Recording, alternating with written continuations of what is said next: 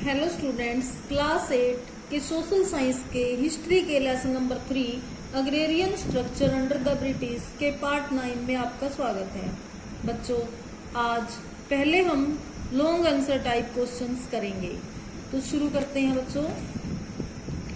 Question number 1, how were the peasants affected by the agrarian policies of the British? अंग्रेजों की कृषि नीतियों से किसान किस प्रकार प्रभावित हुए? Answer, the agrarian policies of the British had a disastrous impact on India's economy. Some of the major effects were as under. अंग्रेजों की कृषि नीतियों का भारत की अर्थव्यवस्था पर विनाशकारी प्रभाव पड़ा। उनमें से कुछ मुख्य प्रभाव निम्नलिखित थे। ए, कॉन्फ्लिक्ट ऑफ क्लासेस, वर्गों में मतभेद। New social classes like the landlord, the money landers, the traders and the peasants came in the society. नए सामाजिक वर्ग जैसे जमींदार, महाजन, व्यापारी और किसान समाज में आए। They often came into conflicts for their personal benefits. अपने निजी फायदों के लिए उनमें प्राय झगड़े होते रहते थे। बी, इम्पॉवरिशमेंट ऑफ पीसेंट्री, किसानों की दरिद्रता।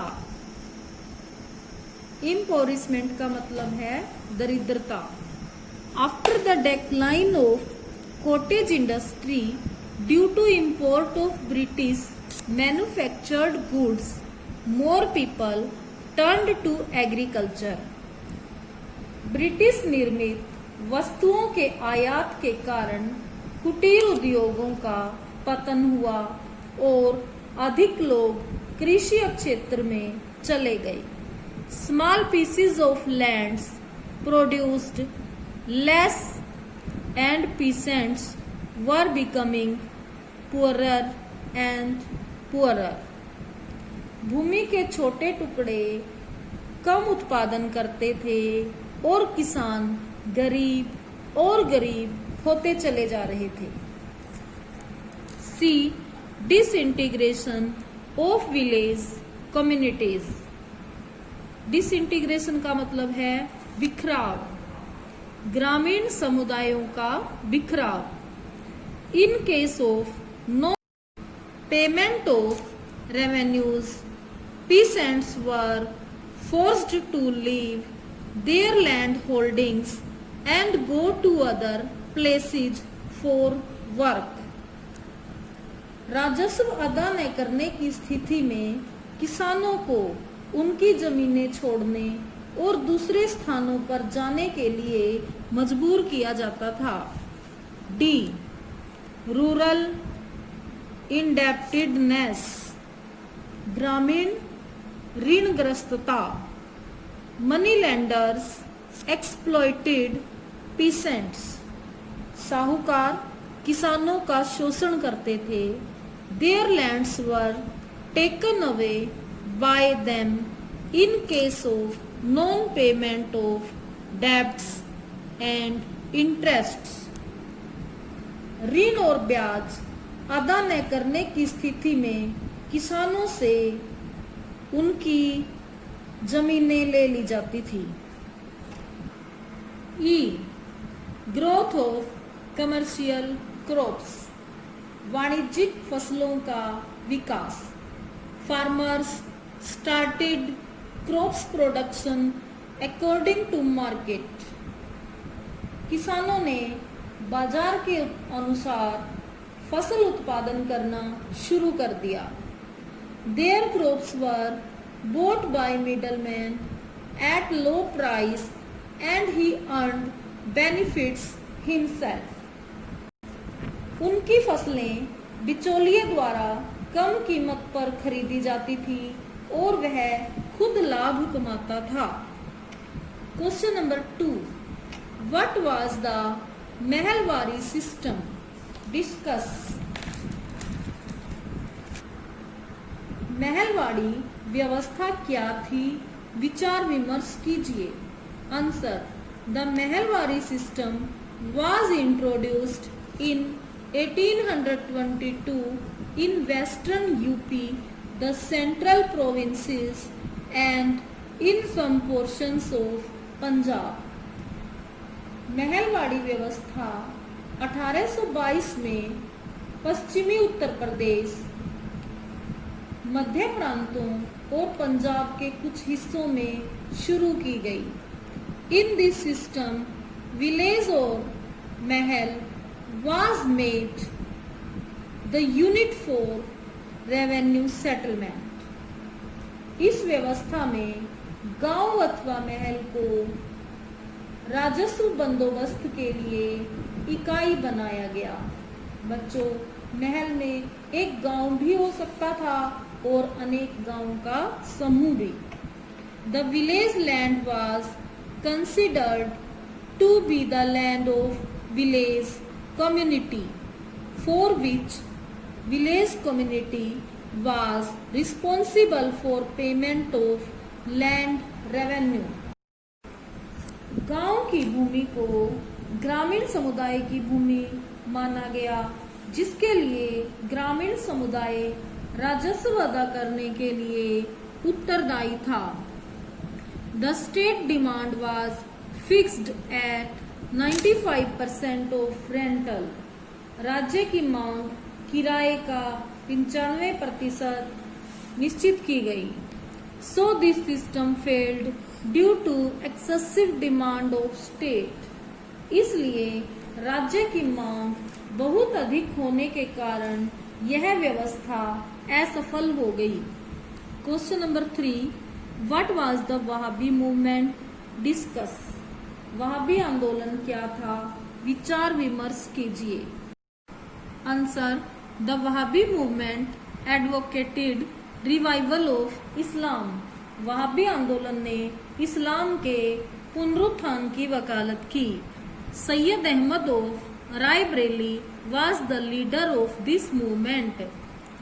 रायबरेली के सैयद अहमद इस आंदोलन के नेता थे। Under British rule the Wahabis were deprived of their power and authority. British शासन के अंतर्गत वहाबियों से उनकी शक्ति और सत्ता छीन ली गई। They condemned the British policies and spread anti-British sentiments. उन्होंने ब्रिटिश नीतियों की निंदा की और ब्रिटिश विरोधी भावनाओं को फैलाया। They were joined in revolt by the peasants and the artisans who were already suffering under the British rule. Had cultivated for generations.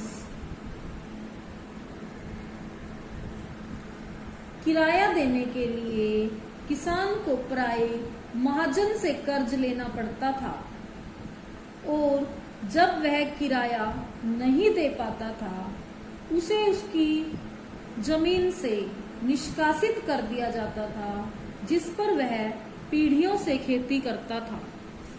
Question number 2, why did Mahatma Gandhi visit Champaran in 1917?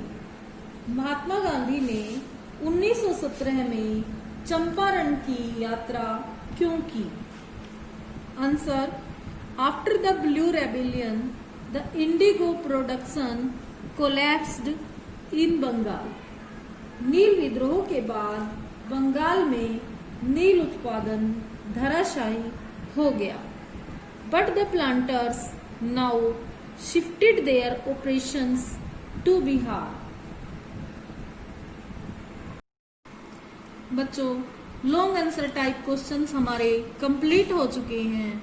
अब हम कुछ शॉर्ट आंसर टाइप क्वेश्चंस करेंगे। Question number 1, how was the permanent settlement harmful for the cultivators? स्थायी बंदोबस्त किस प्रकार किसानों के लिए हानिकारक था? Answer, in the villages the cultivator found the system extremely oppressive. गांव में किसान ने इस व्यवस्था को अत्यधिक दमनकारी पाया।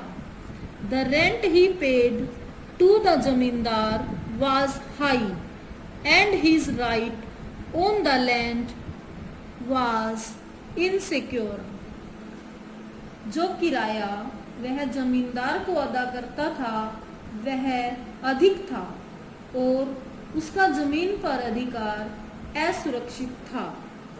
टू पे the rent the cultivator had to often take a loan from the moneylender, and when he failed to pay the rent, he was evicted from the land he had cultivated for generations. किराया देने के लिए किसान को प्राय महाजन से कर्ज लेना पड़ता था और जब वह किराया नहीं दे पाता था उसे उसकी जमीन से निष्कासित कर दिया जाता था जिस पर वह पीढ़ियों से खेती करता था। Question number 2, why did Mahatma Gandhi visit Champaran in 1917? Mahatma Gandhi ने 1917 में चंपारण की यात्रा क्यों की? Answer, after the blue rebellion the indigo production collapsed in Bengal. नील विद्रोह के बाद बंगाल में नील उत्पादन धराशायी हो गया। But the planters now shifted their operations to Bihar. परंतु अब बागान मालिकों ने अपने कार्य बिहार में शिफ्ट कर दिए।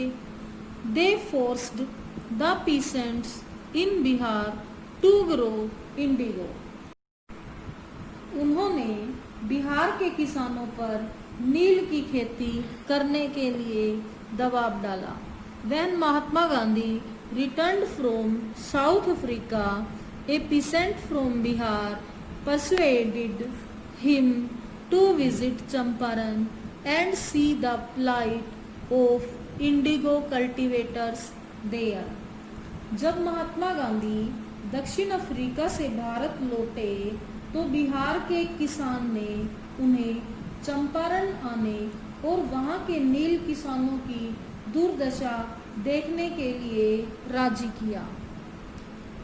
महात्मा Gandhi's visit in 1917 marked the beginning of the Champaran movement against the indigo planters.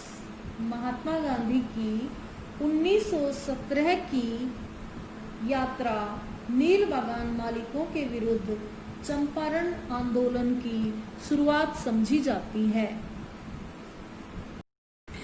बच्चों, शॉर्ट क्वेश्चंस हम यही 2 करेंगे।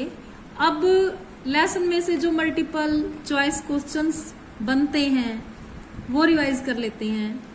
Question number 1, the British received the Diwani of Bengal in dash. अंग्रेजों ने बंगाल की दीवानी प्राप्त की कब? 1765 में। तो इसका ऑप्शन बी राइट होगा, 1765। किसने प्राप्त की थी? रॉबर्ट क्लाइव ने। Question number 2, who appointed the East India Company as the Diwan of Bengal. किसने ब्रिटिश ईस्ट इंडिया कंपनी को बंगाल का दीवान नियुक्त किया था? इसका आंसर होगा option A, the Mughal emperor. Mughal सम्राट ने ब्रिटिश ईस्ट इंडिया कंपनी को बंगाल का दीवान नियुक्त किया था और वो मुगल सम्राट थे शाह आलम द्वितीय। Question number 3, as the Diwan of Bengal the company became the chief dash administrator of the territory under its control. Bengal के दीवान के रूप में कंपनी इसके अधीनस्थ क्षेत्र के मुख्य डैश प्रशासक बन गई। किस क्षेत्र का बन गई? फाइनेंशियल का। जो इसके वित्तीय मुद्दे हैं सभी किसके अंतर्गत आ गए? कंपनी के अंतर्गत। Question number 4, in 1765 the main motive of the company was dash.